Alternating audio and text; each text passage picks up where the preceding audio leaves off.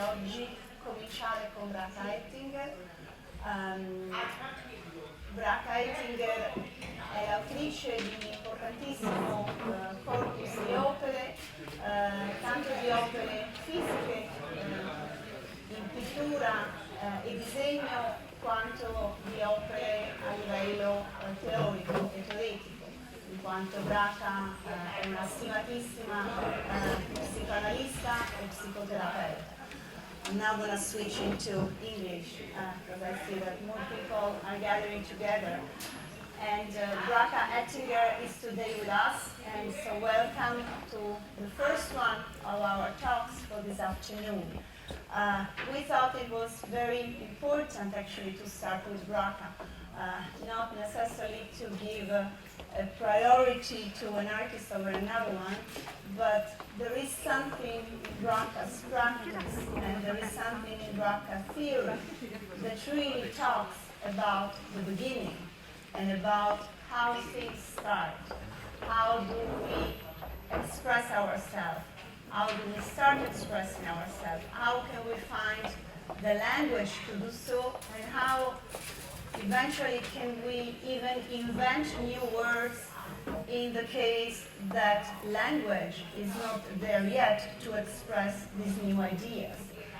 So Bracha's work is really the expression of that. How to express thought, how to express new theories. And you might have visited the exhibition already, and so you probably have seen this very important room that she gifted, in the sense that she designed the installation of her notebooks, she designed the table in relation with the space, and for the first time in Italy, Bracha is exhibiting a very important body of her work that are the notebooks. There is basically, in those two rooms upstairs in the Castello, we have over 40 years of work, condensed and concentrated in a very tiny space and in this amazing microcosm of the notebooks. Each notebook by itself, it's a condensation of thought, spoken in different languages, written in Hebrew, in French, in English, that are the languages that Bracha uses. And Bracha has been, in a way, the first artist really to look at the world in a very different way, to think that an artwork is truly a place in which thought takes shape. So the process of making an artwork is the process out of which theory can indeed emerge. And as you might know, Bracha is really the inventor. I don't know if there is a better word, but maybe you will tell me, because Bracha is a master also with language.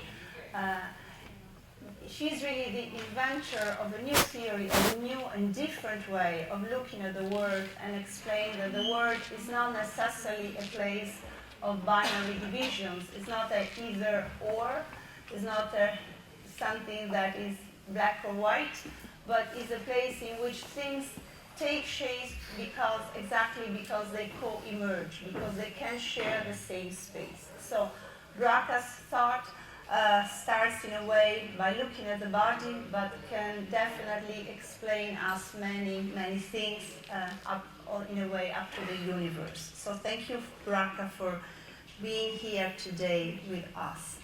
And since time is short, and of course I really would love Bracha to speak, I think that we could start maybe addressing indeed the notebooks and the way they play a very important role in your work.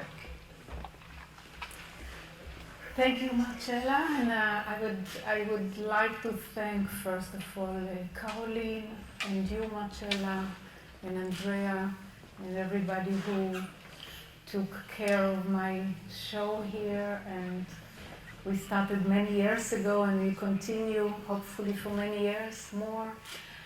And it's my pleasure to be here, big, big pleasure.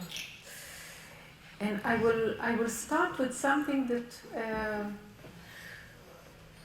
that I copied to my notebook, and which is important for me as a starting point to understand the notebooks, to understand this exhibition and even the oil painting.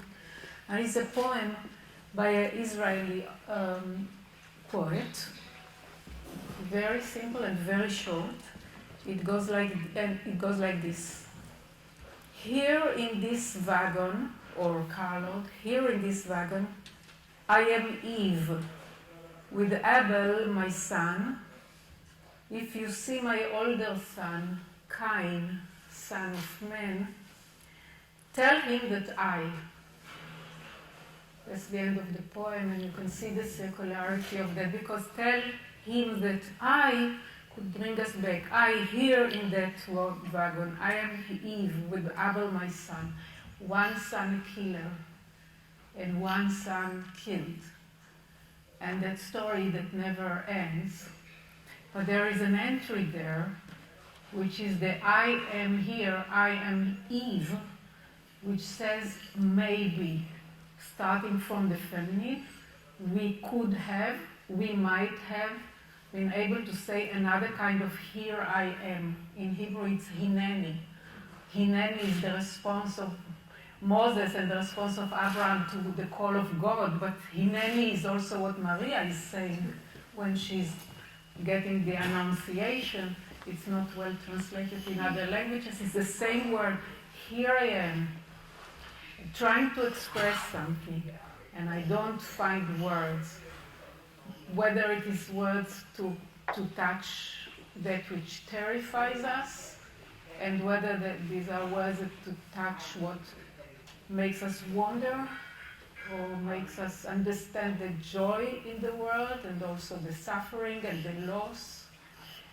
We are missing, when I started to write in my notebooks, it was a result, the day remains of my process of painting. And the process of painting, in my case, is transparent layers upon transparent layers upon transparent layers, starting from images that I make disappear, of women and children who are 1 minute before they're going to die. Really images that I took from Second World War in Ukraine, that I found, of course, from Ukraine, from Mizuk. And then there are places that there's no photos, like Ponari forests. So we are in the heart of that, with my work. We are in the heart of the question, how can we look at horror without becoming horrible? And how can we look at aggression without becoming aggressive? And what could be another opening? And this another opening needs slowing time. It doesn't need acceleration of time.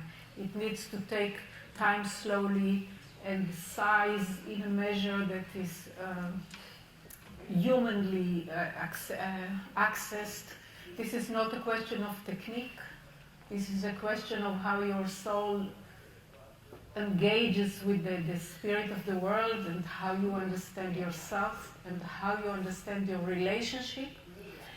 And I started, when I started my theory, in the notebooks, they appeared like words and titles, like my matrix. And then I said, what is it? What is matrix? What is the matrixial or matricial? Why to start from that space? And I realized that this is a human space where there is encounter between that which is not me and that which is me, and without rejection and without assimilation. The possibility of difference, differentiating in joining. This is something that has to do with the contribution of the feminine to the world. And this aspect did not develop, or as I see it, is even up till today quite out, foreclosed. So it's not a question of being a man or a woman or female or male. We have lots of sounds here. It's a question of a dimension of the human that I think I'm not the only artist. I see here artists who are trying to bring to the world and searching for language, and language came in during that search, a long search, in a kind of a natural way in the notebooks, which from the beginning have also been artworks. So it's not like they accompanied my painting. I paint in the day, then I write in the night, and then at a certain point I understood that if I will not formulate these ideas into theory, then nobody will do it for me. And so I started to write also theory, which became philosophical theory, psychoanalytical theory. But it's really a struggle, like many artists struggle, to express what they know, to express their values or to express their vision, or otherwise why art? And I will say one more thing, which is, for me, art is not aesthetics, is not the domain of aesthetics. Art is the domain where ethics and aesthetics meet. And this is kind of a paradox. I know that if we call here Benjamin and Adorno and everybody, the hair will stand. So we have to understand that from the matrixial point of view, from that point of view I'm talking about, the I and non-I, the differentiating, the processes that I call copoiesis. From that point of view, this is not a paradox. It doesn't mean that we should not pay attention. There is a lot of catch there. But this is not a paradox. And on the contrary, if it can move from this domain of the artistic, which is proto-ethical for that reason, move to the ethics, move to aesthetics, therefore move to architecture or design, or it can move to philosophy and from there to politics. But this is always the beginning, the eve, right? And when I'm saying that there is another paradigm there, or it is because the basis of it is not the I, the self.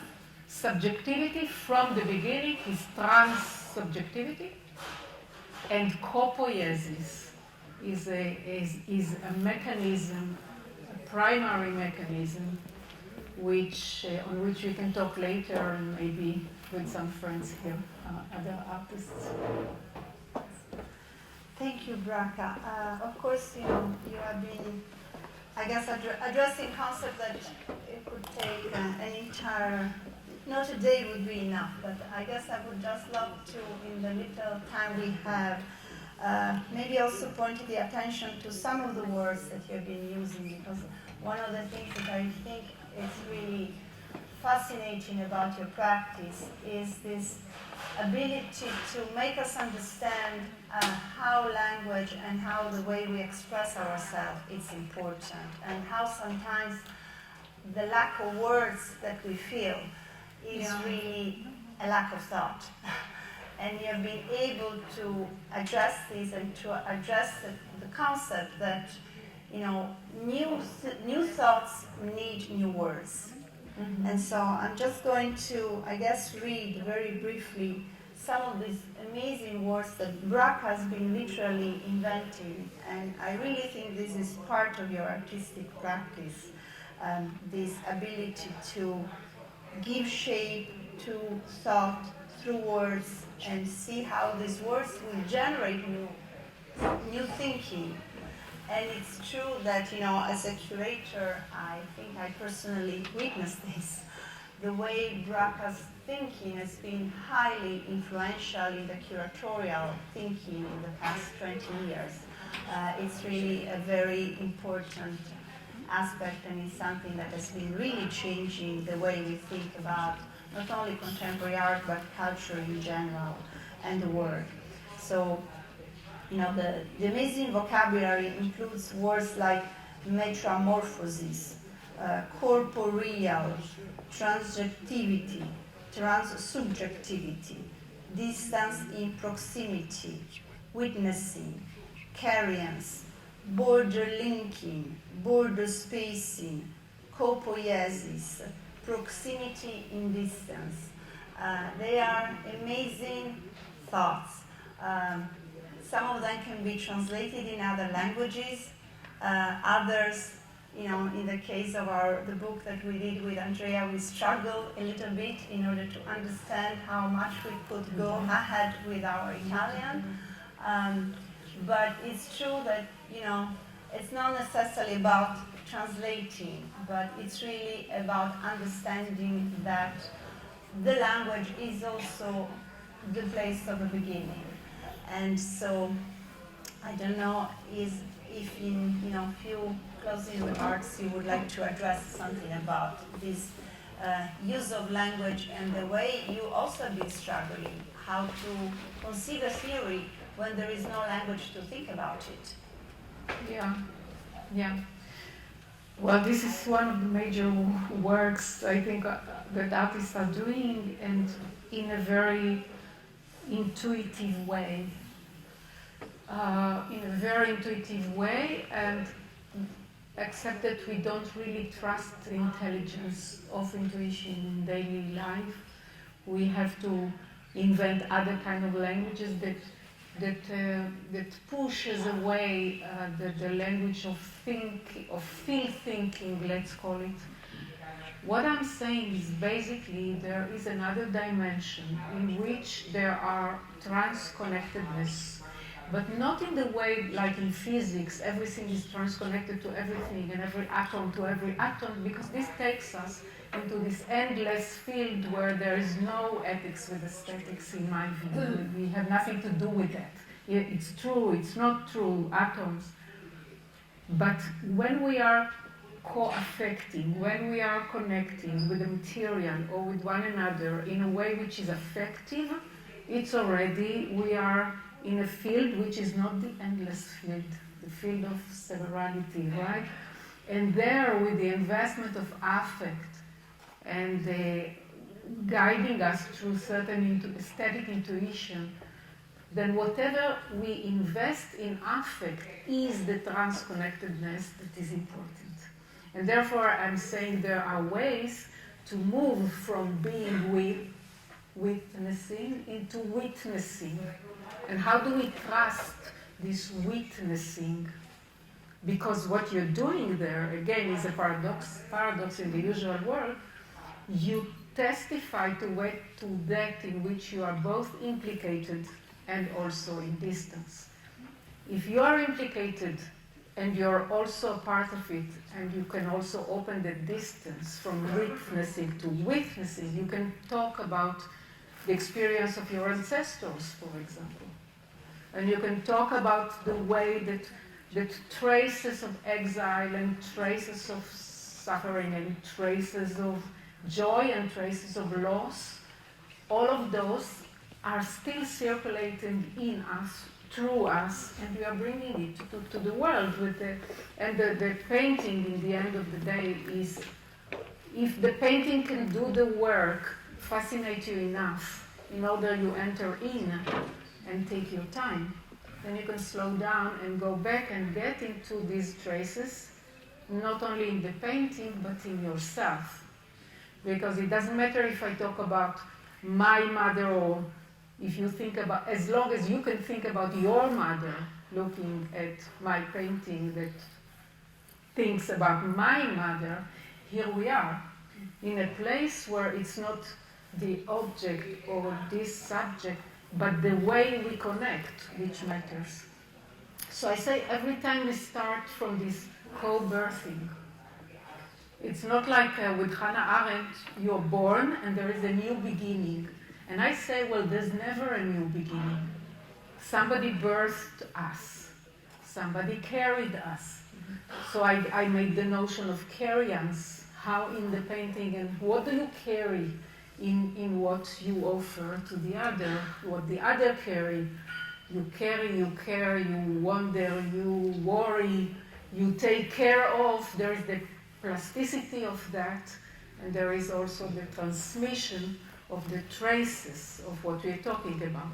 And therefore, in each one of those, it's depending how you look at it, you can say, okay, there is the question of to witness, we give witness. Behind that, prior to that, there is the capacity to be with, and then the capacity to be with in distance.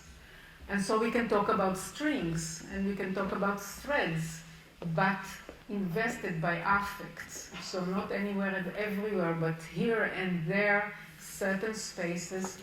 The matrixial space, I talk about matrixial time space, of this kind of connectivity. And in that there is the passage from being fascinated, for example, into being aware that something and somebody seduced us into life. Seduction into life is not sexual. Seduction into life is really physical, and then it is also in poetic language, it's in the colors, there's many ways. But this kind of primordial fascination could also go astray, could be used, could be misused, could be abused. So each time when we talk about primordial capacities, we have to become aware. What is our part in it as an artist? What is my responsibility?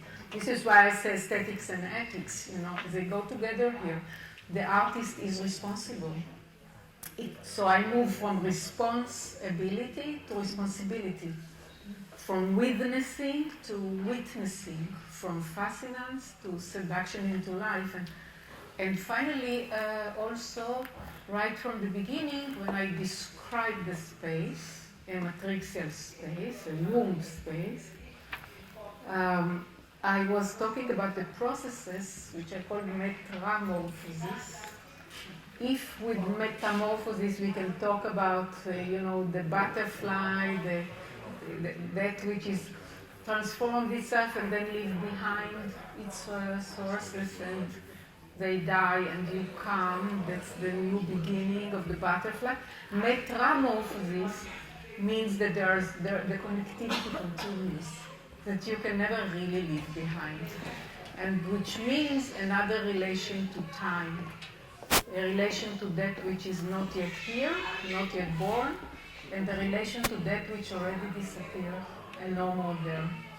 In 1991, this is even before women, I had a conversation in Paris with Emmanuel Levinas, who is a philosopher of ethics, who doesn't care about art, not much, because he really believes that we have to start ethics from the idea of the responsibility to the other, and there's nothing before that. And at a certain moment, I read it when I came here, I read it again on the internet in the airplane. I say to him, we are saying here, I think that the source of responsibility, human responsibility, has to do with the feminine. And he says, well, it's a bit problematic for him, because the feminine is not a subject position for Levinas. The feminine is the other. It's a bit problematic, but he can take it. He says, no, that's holiness. That's not. And then I said, would you agree? Can you accept that the question of responsibility also have to do with that which is not yet here and that which is no more here, which means futuralities, futures, possibilities of futures, and past. And how in art we create few possibilities of futures from a past, but even more so, I think, if we look at the past, we try to imagine other virtual openings. It could have been like that, and we could have gone there. Possibility disappeared, but we are doing it now. And he said, this consolation I do not have. This is a nice way to refuse. So I cannot go there. And I understood then intuitively that I have a responsibility here. Because if Levinas cannot see where it goes, cannot give up the idea that the feminine is total alterity and start to enter into the subject, then we are in big trouble. In big trouble, and there's a lot of work to do, and I'm talking about 91, and I said, okay, I have to start to explain better maybe what is, and we have to remember that in these days, it's not the topic today, but I think we celebrate something that Caroline and you know how, which is quite a number of women artists. And for anybody who went through the 80s and the 90s, this is not at all banal, because to be a woman artist or to be a painter in the end of the 80s and beginning of 90s, you simply didn't exist. But today, we can even measure, I think we can start to even measure the loss, what our culture lost, because for 2,000 years we didn't have women painters, or very few. And I'm not talking about social justice, which is always, of course, an important question, but I'm talking about the fact that all kind of, both the feminine and minorities, were not given a place, and we lost a knowledge that we might never have. And therefore we have to imagine the virtual continuities from where we have not been into a future that we can imagine. So that's a heavy task. Yes, that's a heavy task. It's very, if you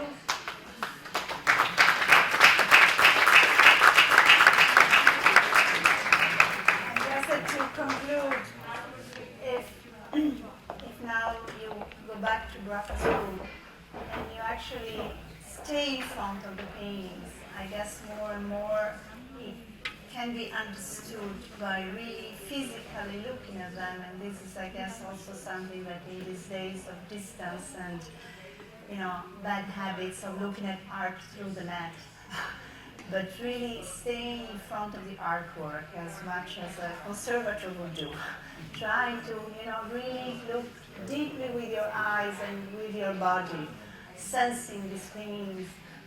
Bracha's artworks indeed holds secrets. She has been really working in order to somehow uncover secrets about oil painting that in a way have been lost. So there is something also in her specific choice of the technique that is meaningful.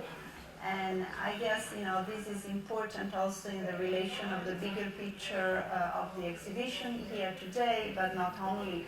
How much with this exhibition we want to give space to artists that are really able to invent, their own languages, to claim the space even if what they do is in a way out of time. You were painting where painting in a way was almost obscene. Everybody was doing installations, everybody was doing conceptual art. So it's very important, I guess, for us art historians and art historians who work with the present to always be able to recognize the importance of the artists who are definitely outside of the bigger trend and have the ability to really give with their own hands shape to the work that they are trying to let us see, because that's what art is a way to help us to understand the complexity of these very traumatic worlds we live in. Thank you very much. We now give the floor to Anna.